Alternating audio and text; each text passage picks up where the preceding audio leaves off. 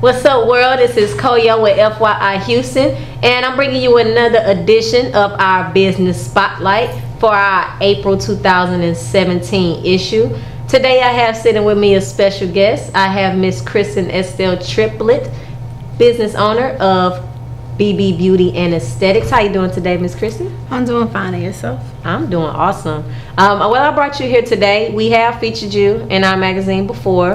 Around last year, 2016. That was when you were really getting started with the business. Yes. And since then, you've grown so much, and you've been doing very well. So I wanted to bring you back in here to kind of see what's been going on since we last talked. Cool. Okay. So first thing I want to know is tell us a little bit about the business and the type of services that you offer. Okay. BB Beauty and Aesthetics is a boutique spa. And basically at this spa I do full body waxing for men and women, facials, I do microdermabrasion, chemical peels. I basically just work with the skin. I do body treatments. So I'm an esthetician, and I work with skin and making sure that your skin is as healthy as it could be. Now, for the people who don't know exactly what an esthetician is, can you please explain that? What exactly does an esthetician do? Yes, that's a very standard question. An esthetician is a licensed skin therapist that deals with the health of your skin. So if you have any skin conditions like acne, rosacea, sensitive skin, oily skin, I basically treat your skin, and I come up with a plan that's customized for you based on what you're going through and what your skincare goes on, so that you can have the best skin possible. And so that's what an esthetician does. Now, as far as I know, when it comes to the skin, that's normally a dermatologist thing. So can you kind of explain what's the difference between an esthetician and a dermatologist? A dermatologist is actually a doctor, and they do deal with the skin. And so they're able to work deeper into the skin level. Okay. And we work mostly with the superficial skin. Okay. So the treatments that I offer are mostly for maintaining your skin health, improving skin health, and it only can go so far into the skin. Dermatologists, they prescribe like more of a medication, more prescriptions than we do. Okay. Well, that's a good explanation. Thank you for that. You're welcome. Okay. So on top of the services and things that you offered, since we last talked, like we said, that you've grown so much. How about you kind of explain what you've learned and how you've grown since we last talked? Okay, well, since the last time that we talked, I have grown my business to where I have a larger clientele. I see men and women. I do not discriminate. I also I just finished my courses to be a licensed instructor to teach aesthetics, because I really do like working with skin and teaching. And even with my clients, I try to educate them on their skin health and what they need to do to have the best skincare.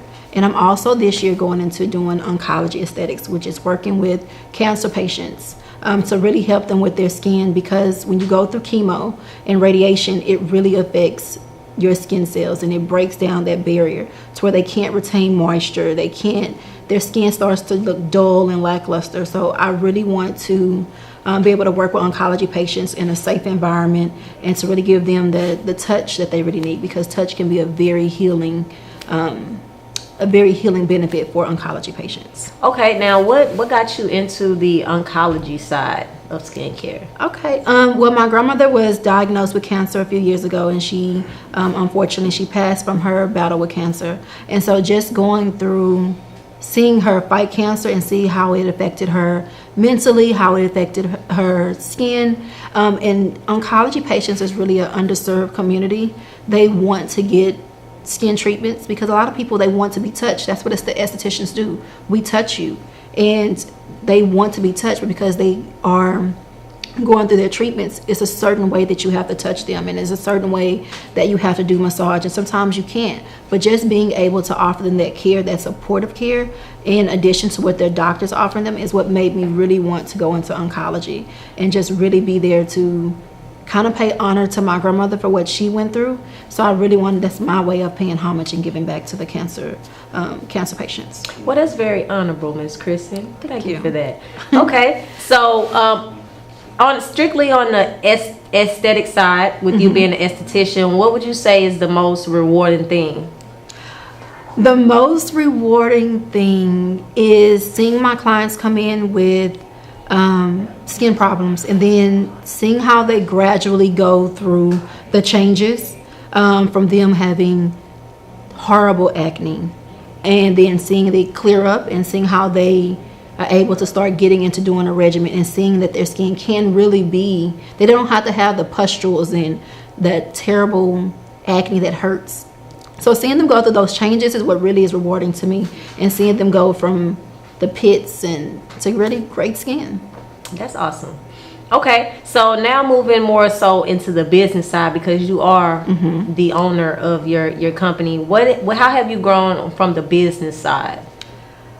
I had to learn that being an esthetician is not just enough. You have to know your overhead, cost per service. And at first, when I first started doing aesthetics, I was like, oh, okay, I can just open up my own business and it'll be fine. I say, but when you really started getting into it and you have to figure out, okay, I got to file taxes, I got to buy equipment, I have to buy products, and really making sure that I wasn't putting out more money than I was keeping, I really had to sit back and say, okay, I'm doing something wrong, and I had to figure it out. So me learning the back ends on how to make sure that each service that I'm doing, I'm making money back so that I can buy products and buy my retail and be able to do things for my clients throughout the year. So that was something I really had to learn to do. And then also I had to learn to, when you're a business owner, you don't always think about your clients as saying, hey, I want to thank you for paying patronage to my business. So I had to really make it a conscious effort to thank my clients and to make them feel special. So once a month I honor one client in my business, and I give them either a full-size product or a free service, or I try to give them something to let them know, I see you, I appreciate you, I thank you for your service. So that's something that I do different that I didn't do before. That's awesome. And you know, I really think that it's important to always let your clients know that they're appreciated, to continue to get your clients to come. Nobody wants to feel like a number or just a cog in the wheel, and especially when it comes to a service that they're paying for. Yeah, and that's the thing that I really, really had to sit down, and I had to get some mentorship, and I had to learn that even though people pay you, they still want to feel valued. And it's hard. It costs you more money when you have a business to get a new client than it is to retain a client. So once I figured that out, that made my business grow to where I have a continuous, I think like 84% of my clients are return clients. Okay. All right, that's awesome. So it sounds like you're doing pretty well. Now, with the growth that you had within this past year, what type of advice can you give someone who is looking to start their own business? Get educated, and don't look at what everyone else is doing. When I opened my business, the biggest thing that I did that I wish that I didn't do, I looked around at everyone else and what everyone else was doing. I looked at that and I was like, well, I got to do that. And I didn't consider what their overhead was, what my overhead was, because we can do the same thing, but you could be using a more expensive product than what I'm using, so you have to charge more. And so I was looking at everyone else instead of staying in my own lane and making my own self my own niche. So that's the biggest thing that I did. That was the biggest mistake, was looking at everyone else's prices, like calling around, well, how much do you charge for this and how much you charge for that? I don't know what they're using and what their value is. I had to determine my own value. And once I determined my own value, then I can set the price. Then I can set and say, this is what I want to do, and set a goal, and I can reach that goal. So and then stay educated. Like, you have to, once you get into a business, this business changes. And there's always a new product. There's always new research going on. And so if you're not educated on what's going on in your industry, you become antiquated. Okay. Now, I know you are a licensed professional. What type of advice could you give someone who is just starting out and they want to do something to take care of their skin right now before they come to you? Throw out over-the-counter products. If you are buying products from The grocery store, Walgreens, CVS, throw it in the trash. All of them? All of them. Every product that you, over-the-counter products only work on dead skin cells. Okay. The surface layer of the skin. Those products have perfumes, alcohol. They're not doing anything that's going to promote collagen and elastin. They're not going to clear up your acne. They're actually going to make it worse. I had a client that came in that was using Proactive. I told her to throw it in the trash because all it's doing is drying out your skin, and it's working. It's cleaning up your acne until you run out. Once you run out, your acne becomes worse than what it was. It's almost like your skin gets addicted to it, and it's not really good for your skin. It dries out your skin. You should, once you use a product, their product should be able to have your skin glowing. It should be able to have your skin hydrated. It shouldn't feel tight. It shouldn't feel dried out. And if your products are feeling like, if your skin is feeling like they have to use those over-the-counter products, that's not a good product for you. So let's say I threw out all of my products that I buy from the store. What should I get to replace it? Well, there are a lot of different products out there on the market. The ones that I use are Skin Scripts and Dermalogica. Those are professional products. Dermalogica doesn't have any sulfates, any alcohol, perfumes. They use all of natural products in their line, and that's the one that I start all of my clients out with because it works on the skin's health. It balances your skin's pH, and that's what your skin needs. It needs something that's going to keep it hydrated. Even if you have acne skin, you still need to moisturize. You still need hydration. Your cells are composed of mostly water, so you need that hydration. Just because your skin is oily doesn't mean that it doesn't need to be moisturized. So I recommend that all of my clients start out on Dermalogica. Okay, awesome. Okay, so what is one thing that you didn't know when you started out your business that you wish you would have known that you know now? Marketing.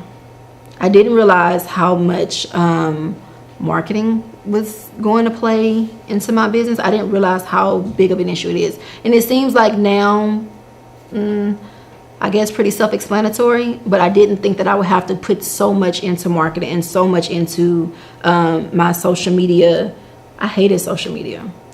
I have a personal and a business social media. My personal social media, I hardly ever post on. But my business social media, I post on daily, several times a day. But that's something that I had to get used to getting into. And then also talking to people. I'm not really extrovert, so it takes work for me to communicate and market myself. Okay, so do you go to any types of beauty events? Where can people find you? I do go to a lot of beauty events. The beauty events that I go to, like I'm going to one in April in Dallas, and it's a congress, and it's a 2-day workshop where you basically you do workshops and you learn. They have different vendors there for you to buy a product from, and you learn about different products, learn about different treatments, machines. So I go there every year. I also go to different events around Houston. I still do makeup, so I go to different events, but it just depends on what I'm trying to do. And so this year I plan on doing some events to where I'm doing some small classes, and they're going to be product focus class to really teach people certain things, how to properly clean your face. So that's something that I'm working on for this year. So really quick, you mentioned that you also are a makeup artist. Yes. I'm assuming that the type of makeup that you put on your face has a lot to do with your skin health. Yes. How big of a part does the makeup play in the skin health? Your skin is the canvas. So makeup is just something it's just a tool.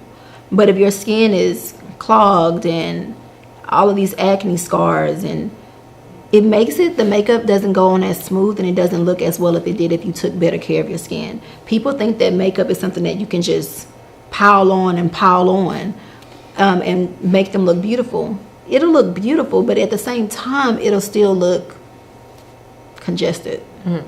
You can still see all of the problems underneath the skin through the makeup. So I try to tell people all the time that if you work on the canvas and if you really work on making sure you take your makeup off, your makeup ages you 7 times faster if you did not take it off. So I tell people all the time, take your makeup off. Wow. Something as simple at night is taking your makeup off. So you want to look young, take your makeup off. If you don't want congested pores and big, huge pimples up under your makeup, wash your face. Use a product that's going to draw out those imperfections. And then put makeup on. Makeup is just there to accentuate what you already have. So, well, the little advice goes a long, long way. I Yes. definitely learned some stuff. Why don't you tell everybody where your business is located and where we can find you? okay. I am located in Pearland, Texas, 2206 East Broadway, Pearland, Texas, 77581. My Instagram is at bbbeauty_ESTH. I'm also on Facebook. Just put in BB Beauty and Aesthetics. And I think that's it. All right, awesome.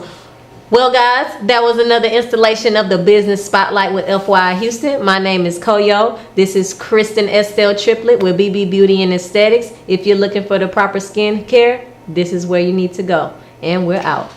What's up, world? This is Koyo of FYI Houston, and I'm chilling with the lovely Kristen Estelle Triplet, the owner of BB Beauty and Aesthetics.